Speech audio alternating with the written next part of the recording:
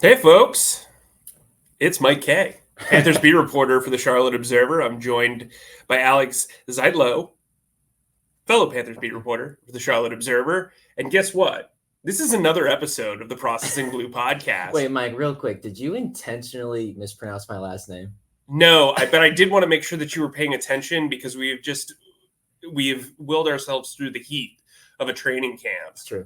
So tell them how you actually pronounce your last name. Zietlow, as in the I is silent for some reason. Ask my ancestors about that. Well, I am not silent, and that's why I'm doing the hosting of this podcast. If you haven't already turned this off, the Panthers are about to enter the second week of the preseason. They're going to host the Jets for joint practices on Thursday. Alex is going to earnestly write a feature on at least two players during the week. Earnestly. Earnest is the key word. If this was Sesame Street, earnest would be the word of the day. I introduce myself as the less earnest Panthers beat writer to somebody. True story. Yes, as a joke. That is my sense of humor. Because sarcasm is key, and you got to commit to the bit. But anyway, as Zach, our producer, always says, Mike, stop talking. So let's get into this because we've now seen a preseason game of action, sans starters.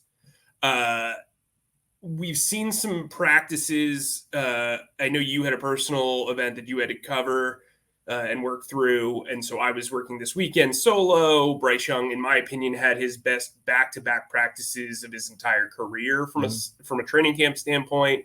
Today we were both out of practice. That was kind of like a shortened practice where they did like one session. I almost said episode. One session of competitive padded drills where the defense kind of owned it. You made a joke during the practice where like defense dominated and Dave was like, "All right, time to go to install." Yeah, I mean, it was a tough beat. I mean, there was a huddle and everything. The defense was like hosting what looked like a dance party. Yeah, it was like a quinceañera. Like people were like dancing around. Like, I mean, it was wild. I was like, I mean, there was two interceptions, both by Damani Richardson. Rookie, the undrafted rookie. How about that? Yeah, so they had plenty to celebrate about. But Alex, you have put together a rundown that I think is close to flawless. And it's only not flawless because I'll probably ramble at some point in this time. But what do you got for me today? Well, okay, so the first thing that I want us to hit on is this is the first time that we're talking since that preseason game between the Panthers and the Patriots, where we both watched and we both kind of looked at each other and said, man, this resembles 2023, doesn't it? Of course, like you mentioned, 33 players didn't suit up at all. Among them, Bryce Young, which we talked about a lot last week, and I think we should rehash again this week. But let's start with that. I'm going to start with my first takeaway from the preseason game, and I'll hand it off to you. So, and because I get to go first, I get to be optimist Alex, and I get to be earnest Alex. I'm going to focus on how the pass coverage of Ejiro Evero's defense shines again.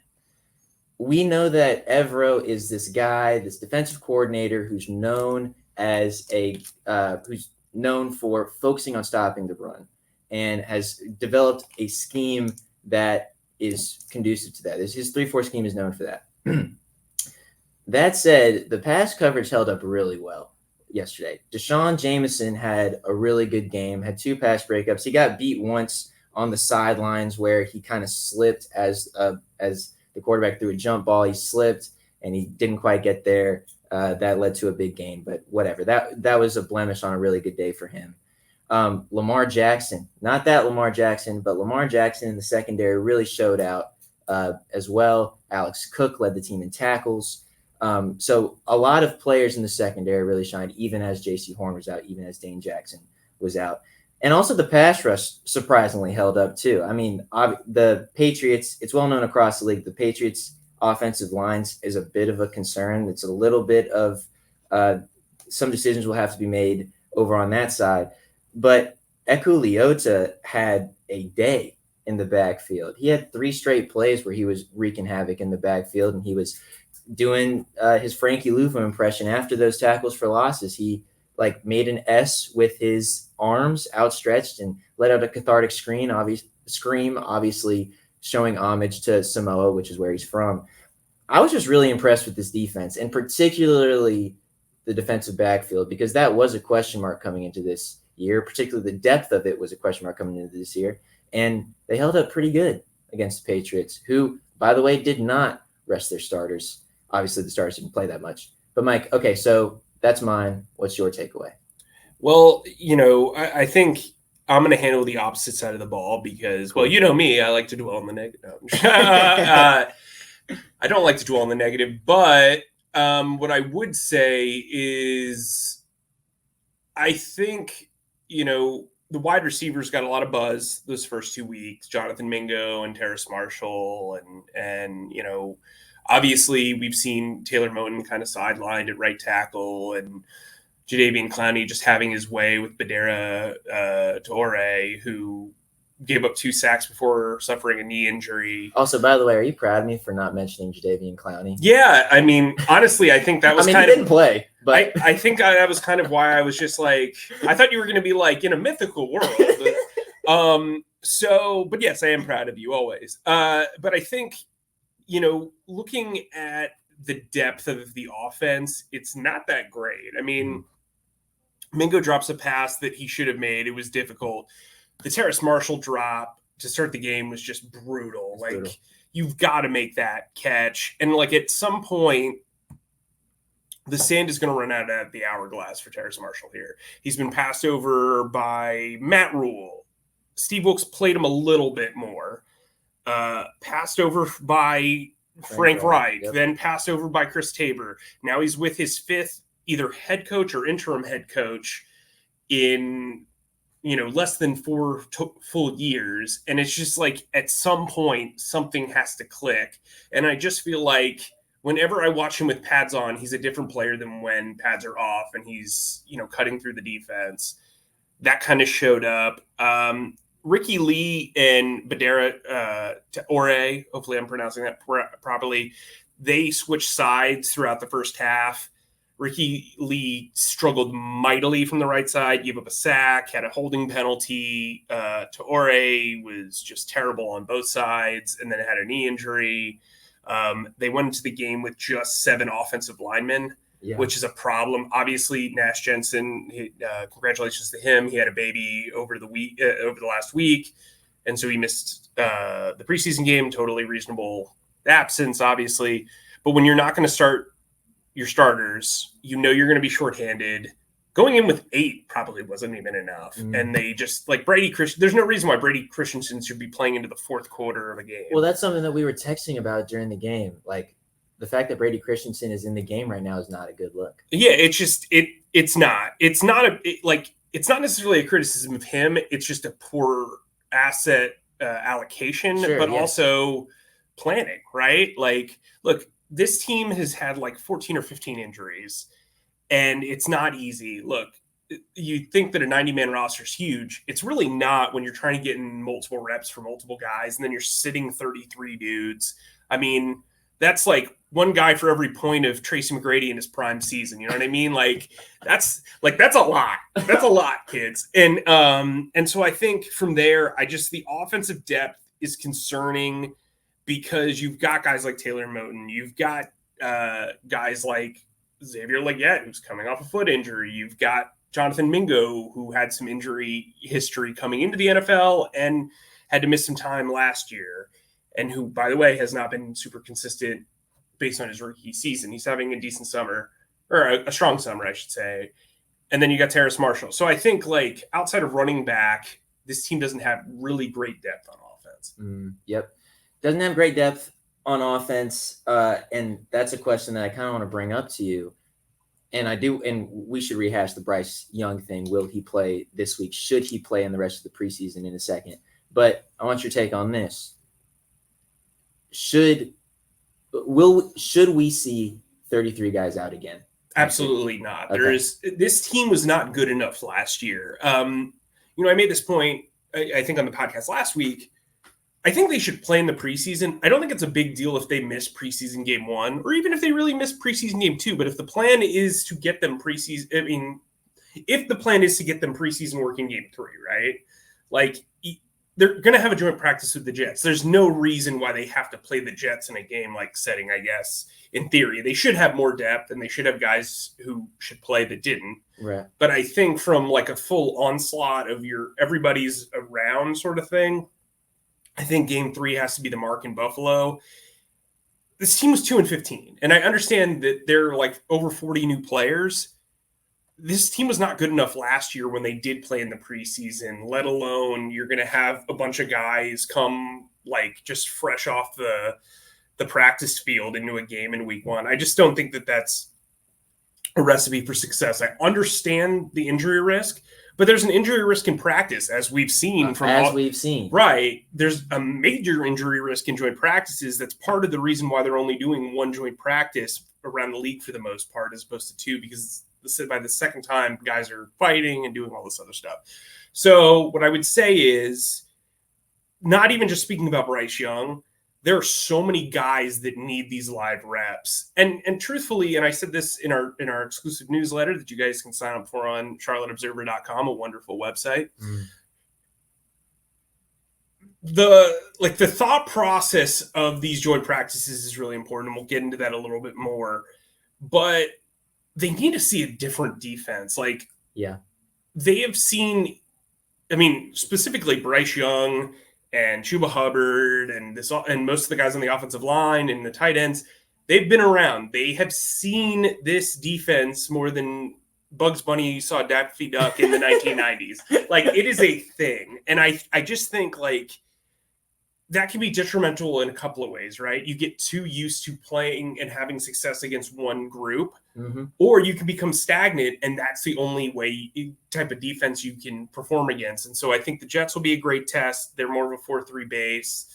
But I think facing a team like the Bills, which has a different system, makes a lot of sense too. Well, I think it's fascinating you bring this up, because when I was growing up and watching the NFL, the first game of the preseason, back when it was a 4-game preseason, the first game of the preseason was when you played your starters the most. And then you pared down their playing time afterward. I remember my dad was a big Green Bay Packers fan.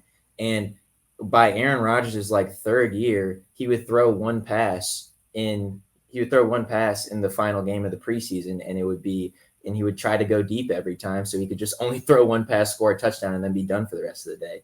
And now it's kind of, it seems like that formula is shifting. You're suggesting that the Panthers might be best suited to play their starters most right before week 1, which I find fascinating. Well, I think it's getting all your horses to the race, right? Like, you want to make sure that you have all your main talent there. And I think there's logic in saying, hey, let's get to game 3. Because you want to make sure all the guys get the reps that they possibly can in practice, so you can install what you need to. Well, guess what? Training camp's over on Thursday. Yeah. And so then it becomes a normal practice week, and you get into routines, and guys are typically off Tuesdays, and, you can plan a little bit more strategically. You're not around fans, and there's no cell phones and all that sort of stuff. I just kind of think, like, from their standpoint, as a first-year play caller or a first-year head coach who's also going to be a play caller in the second year, you'd want to kind of, see what you got. Like you said, Alex made his return today, just like Tommy Tremble and just like Shaq Thompson, in good company there. So you mentioned that Bryce had a really good weekend. Is there anything that suggests, you kind of hinted at it, but I do want you to go a little bit deeper on this, Mike. Is there anything to suggest that in the past 3 days suggests that Bryce shouldn't play at all in the rest of the preseason? Or is he lumped in with the other 33 guys? Yeah, he deserves reps. He needs reps. So I'm a big believer in practice. Yeah. And even then, I think he should play in the preseason. I think he hasn't had to play with the fear of actually being hit. And I feel like that's a completely different, you know what I mean? Like, if you're, take this analogy for what it's worth. If you're learning how to drive and you're driving around a parking lot, and that's the only thing you know, when you get your license and you actually go out on the road, how prepared are you? Now, obviously, Bryce Young's played in the SEC. He was awesome at Alabama. But playing quarterback isn't like riding a bike, I would assume. There are some pitfalls and some, you know what I mean? Like, he just hasn't had to be hit since mid-January. And I think, you're also, like I said earlier, used to seeing the same defense over and over and over again. And as exotic as the coverages are in Evero's defense, like, the reality is people have different concoctions and different recipes for how they want to get to the quarterback, how they want to disrupt the quarterback, how they want to cover the wide receivers, etc. Yeah. And I think, if you're Dave Canales, there's a little bit of like, not imposter syndrome internally, but from the outside looking in, it's kind of like, can he do all these roles? He's the head coach, the offensive coordinator, the quarterback's coach, essentially, the spirit leader. Like, he is Jordan Matthews, motivator. Yep. Yeah, Jordan Matthews even said it. And so I think that's a lot to put on one person, especially in their first year as a head coach. And so I'm intrigued to see what he can do from that standpoint with, the apple of his eye in this offense in Bryce Young. Yeah, I largely agree with you, Mike. I comprehensively agree with you. Patrick Mahomes is playing. Josh Allen's playing. Jalen Hurts didn't play, but he suited up. He was wearing pads. Like, and he'll probably play. And he'll probably play. Yeah. So, I mean, you can find examples littered around the NFL to support or deny whatever. But if Patrick Mahomes, I mean, I don't know if the dude in Kansas City is playing. My initial idea is you should probably figure out what the Chiefs are doing. And if you're doing this to prevent injury, well, what do you think is going to happen when he steps on the field week one? Like, I mean, it's one of those things. Like, I just, at some point, you're either afraid to play him or you're just being overly cautious. And I don't think either one of those things actually helps him. Yeah. All right, let's move on. I think the listeners of this podcast know how we feel about that, but it's the biggest story in Panthers camp right now. So next biggest story is the Jets joint practice and Mike, I want to discuss what each of us are going to kind of look for. We've devised a plan as to how we're going to attack Jets joint practice. Last year, my first training camp, you were like, Alex, cover every single thing Bryce Young does. If he chews a piece of gum, tell me what flavor it is, type of thing. And this year, we're going to do an inverse. You're going to cover the Panthers offense. I'm going to cover the Panthers defense and how it holds up against Aaron Rodgers, who I've heard is a good quarterback and let's just leave it at that. He's a man of many trades. He says things. So, all right, let me just quickly go over what I'm looking for at this Jets joint practice. And I'll be looking at the defense. I mentioned it in the opening segment. I'm interested to see how the secondary holds up. Like you mentioned, this isn't the Panthers wide receiver room that they'll be going up against.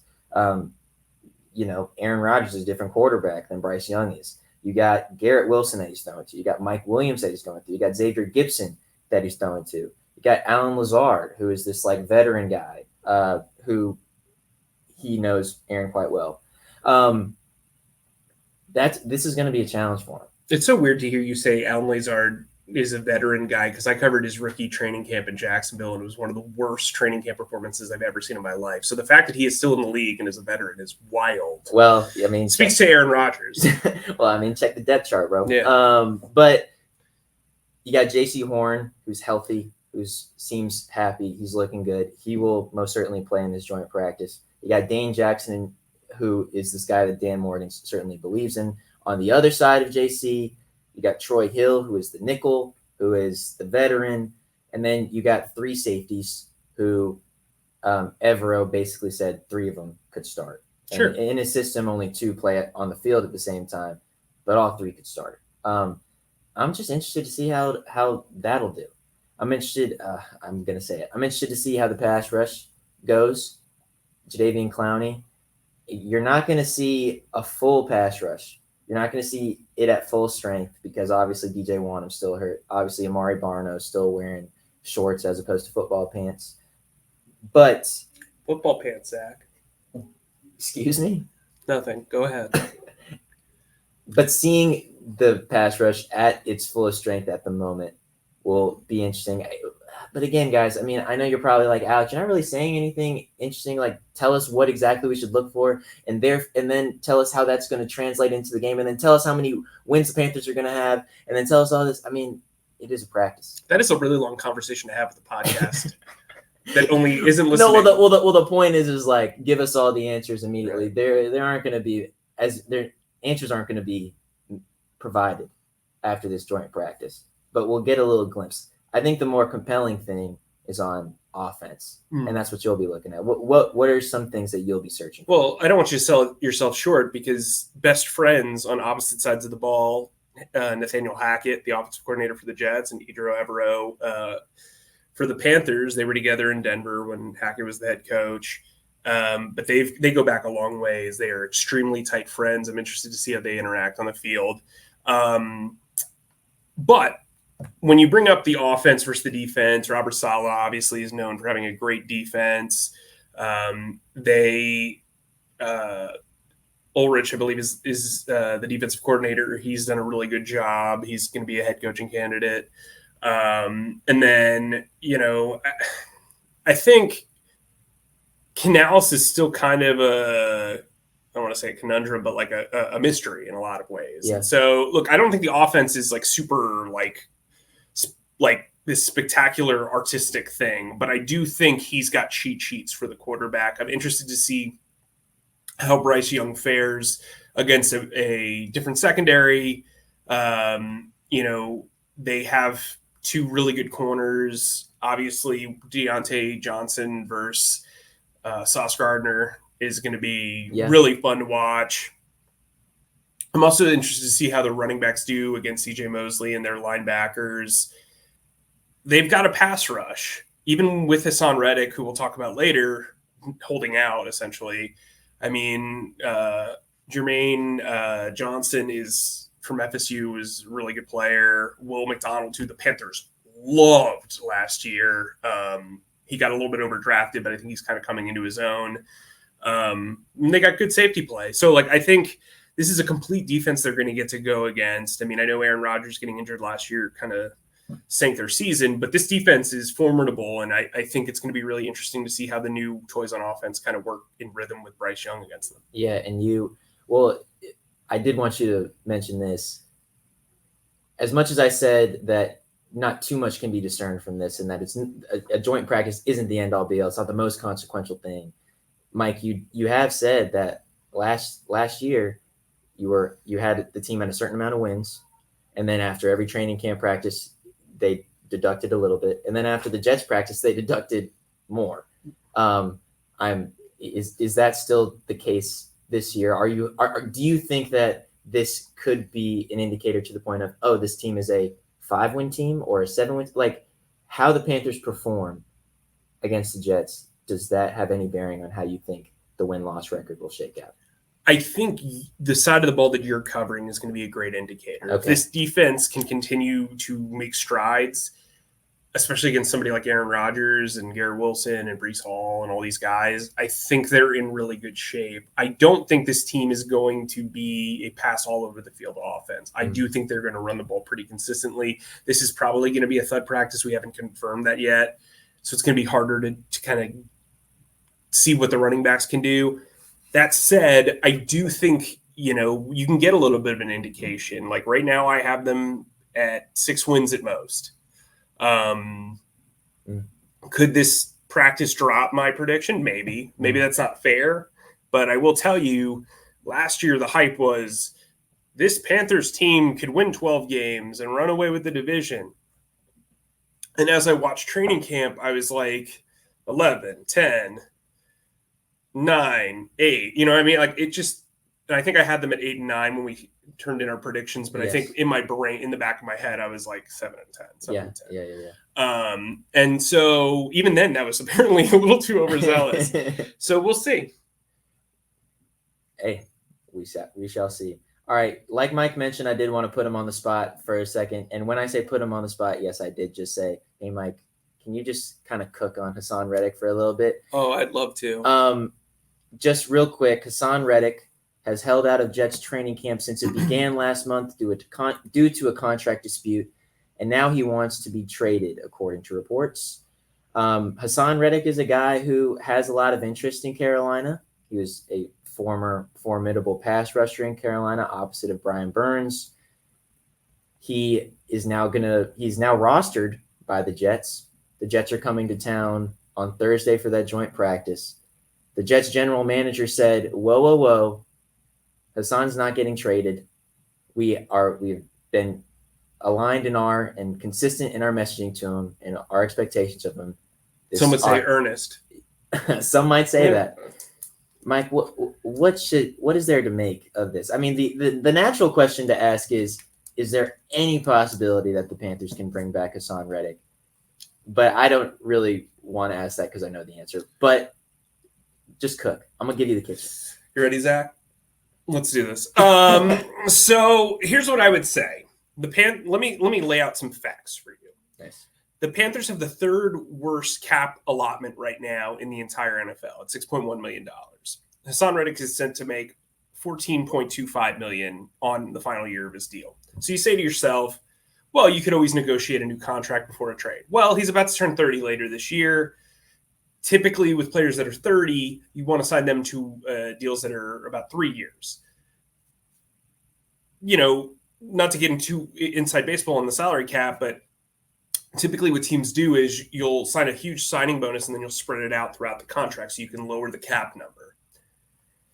Can't really do that here because if Haason Reddick doesn't agree to a trade beforehand, you have to be able to stash his $14.25 million deal, which is roughly $8 million more than what you have. Now, some people would say, well, why can't you readjust Taylor Moton's contract? He's in the final year of his deal. He's got a $29 million cap hit, whatever. Well, we've seen the way that they've used him in training camp where they've kind of tried to protect him, keep him healthy, use a lot of veteran days. He's about to turn 30 himself. Signing him to an extension, I feel like if they wanted to do that, they would have done that already. It's not really – you don't compound mistakes. You know what I mean? Like, okay, cool, I'm going to sign a guy who's about to be 30. We're a rebuilding team. Probably not going to make the playoffs. And then I'll sign another close to be 30-year-old for a market-setting money deal that he apparently wants. It's just not the way it works. It'd be very tough to pull off. It's possible. Don't get me wrong. It's possible. But then on top of that, you have to trade draft compensation. I believe the Jets sent a conditional 2026 third-round pick to the Eagles, if I'm not mistaken. You can look that up to tell me if I'm wrong or right. But here's what I would say. If you are trading for Haason Reddick, which I think is a nuclear contract right now, because not only has he stated that he wants a raise, he has shown you that he is not going to budge. He's taking on millions of dollars in fines for holding out with the Jets. He's now asked for a trade for the second time in 6 months. Like, that's a problem, right? So on top of that, you're trading for a guy that you have no leverage with because you already know he's just going to draw a line in the sand. So on top of that, if you just trade for the contract like the Jets did, which was moronic, objectively moronic and hilarious, then whether he said he would play on it or not, it's not good business. So that said, you're either negotiating against yourself or you're negotiating with no leverage. And so if you're negotiating against yourself, not only do you have to sign this guy to a more than 3-year deal so you can spread out the cap hit, because if you sign him to a 3-year deal, that's not a lot of landing room, right? I mean, you're just asking for more compounded problems. This team is not going to contend. Listen, in a vacuum, is Haason Reddick a really good player? Yeah, absolutely. Sure. But he's also a guy who's about to turn 30. He's more of a blitzing player off speed mismatches, similar to Frankie Louvu. He's a better player. He doesn't really play the run. And so you're looking at it like a designated pass rusher who's about to turn 30, who's not a natural pass rusher and is more of a blitzer. Like, you're going to have to accommodate that player, not just financially, but scheme-wise. And do you really want to do that with the way Evero's scheme is operated? Plus, you've got Jadeveon Clowney, who has worked relatively well from the strong side. Yeah. Well, does that sound appealing? I mean, for the lack of appeal of Carolina to go after him, as you beautifully laid out, you mentioned too, the Panthers are rebuilding. how appealing is it for Haason Reddick to come to Carolina? Exactly. And that's the other coin, right? Now, somebody could say, money talks. He wants to get his bag while he can. I think part of the sell of the Jets was that, in theory, if Aaron Rodgers is around, they're a contender. Also, I would say that most teams that are contenders don't have cash right now. And yeah, you could say, hey, let's go for it. So like the 49ers, great, cool. Not that much of a scheme fit, in my opinion. The Commanders, cool. Okay, you want to do that? Do it.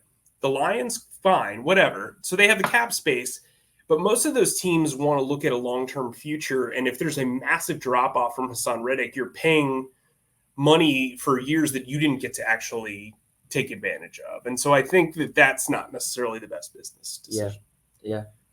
Hey, I agree with all that. Mike, let's wrap up. If you're good with that. I mean, no, I'm not saying no. Oh my gosh, that came out wrong. I more so meant you ready for the outro. Sure, let's do it. Okay. Thanks as always for listening to Processing Blue, our Carolina Panthers podcast. Please subscribe and follow us on Spotify, Apple Podcasts, or wherever you get your podcast by searching our name, Processing Blue. And if you watch us on YouTube, please subscribe to our YouTube channel. Click on that bell. Subscribe to the Charlotte Observer, charlotteobserver.com, who Mike Kaye says is a beautiful website or a fantastic website. I forget the adjective. It depends on the day. And finally, stay humble, stay creative, and keep processing. That's a wrap.